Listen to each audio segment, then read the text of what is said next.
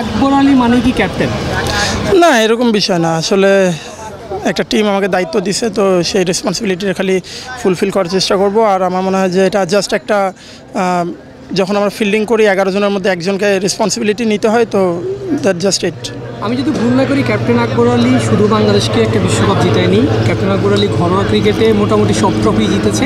এখন শুধু ডিপিএলটা বাকি, ওয়ানডে ডিপিএলটা বাকি। হ্যাঁ, ডিপিএলটা আমি কখনো চ্যাম্পিয়ন হতে পারিনি, বাট আশা থাকবে এবার আমরা যেরকম দল গড়েছি, তো আমি আশাবাদী। But at the same time আমার মনে হয় যে চ্যাম্পিয়নশিপ এখনই মাথায় রাখলে ওটা আমাদের উপর প্রেশার ক্রিয়েট করবে, তো আমরা ম্যাচ বাই ম্যাচে করতে চাই।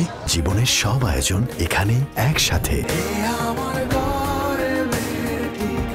আগামীকাল ম্যাচ গাজী গ্রুপ ক্রিকেটার্সের সাথে আপনার এক্স টিম, প্রত্যাশাটা কেমন?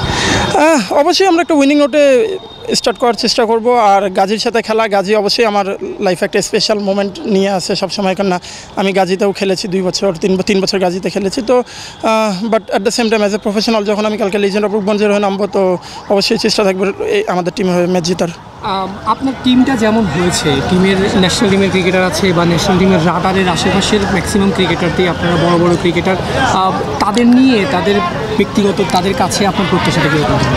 দেখুন, আমার মনে হয় যে প্রত্যেকে যেটা বললেন যে ম্যাক্সিমাম সবাই আছে যারা ন্যাশনাল টিমে খেলেছে বা খেলছে, তো আমার মনে হয় যে সবাই অ্যাজ এ প্রফেশনাল প্লেয়ার হিসেবে সবাই জানে যে নিজের রোলটা কী। আর আমাদের ম্যানেজমেন্ট থেকেও সেই রকম একটা গাইডলাইন দিয়ে দেওয়া হয়েছে যে আসলে টিমের মধ্যে কার রোল কীরকম। তো সবাই প্রফেশনাল। আমার মনে হয় যে ঢাকা প্রিমিয়ার লিগ এমন একটা টুর্নামেন্ট যেটা সবাই সবসময় এনজয় করে এবং পারফর্ম করতে এক্সাইটেড থাকে। এই যে আমি বললাম মাত্র ন্যাশনাল টিমের আশেপাশের বা বড় ক্রিকেটার, আকবর আলীর জন্য কি বাড়তি কোনো চাপ থাকে অ্যাজ এ ক্যাপ্টেন? না, আমার মনে হয় যে আমাদের টিমের প্রত্যেকটা মেম্বারই খুবই আন্তরিক এবং খুবই প্রফেশনাল। তো আমি যেটা বললাম প্রথমে যে ক্যাপ্টেনশিপ জাস্ট একটা এক্সট্রা রেসপন্সিবিলিটি, যে মাঠের মধ্যে একটু এক্সট্রা রেসপন্সিবিলিটি নিতে হয়, দ্যাটস ইট। বাট আমার মনে হয় যে আমাদের টিমে যেই সকল প্লেয়ার আছে প্রত্যেকেই কোনো না কোনো জায়গায় ক্যাপ্টেন্সি করেছে, তো সবারই খুব ওই ম্যাচুরিটি লেভেলটা খুব ভালো আছে। আর লাস্ট লিজেন্ড অফ রূপগঞ্জের দর্শকদের জন্য, যেহেতু আপনাদের আগামীকাল খেলা, দর্শকদের উদ্দেশ্যে যদি কিছু বলেন খেলা দেখার জন্য। তো রূপগঞ্জবাসী, ইনশাল্লাহ আমরা আশা করব যে আপনাদেরকে ভালো একটি টুর্নামেন্ট উপহার দেওয়ার। আপনারা আমাদেরকে সাপোর্ট করুন, on the field, of the field সবসময় আপনারা সাপোর্ট করুন, এবং ইনশাল্লাহ আমরা আমাদের সর্বোচ্চ দিব।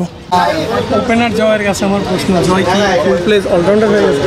না, এখনও হয় নাই। আমি চেষ্টা করতেছি বোলিংটা করার সব সময়, মানে একদম ব্যাটে বলে সব বিভাগেই পাবে তো যখন যেটা লাগে। হ্যাঁ, ইনশাল্লাহ আমি সবসময় নেটে চেষ্টা করি বোলিংটা করার। ব্যাটিং তো আছে, আর ফিল্ডিং ইনশাল্লাহ ভালো করার চেষ্টা করি সবসময়। আচ্ছা, প্রস্তুতিটা নিশ্চয়ই ভালো হয়েছে। আগামীকাল প্রথম পরীক্ষা, প্রত্যাশাটা কি দলের?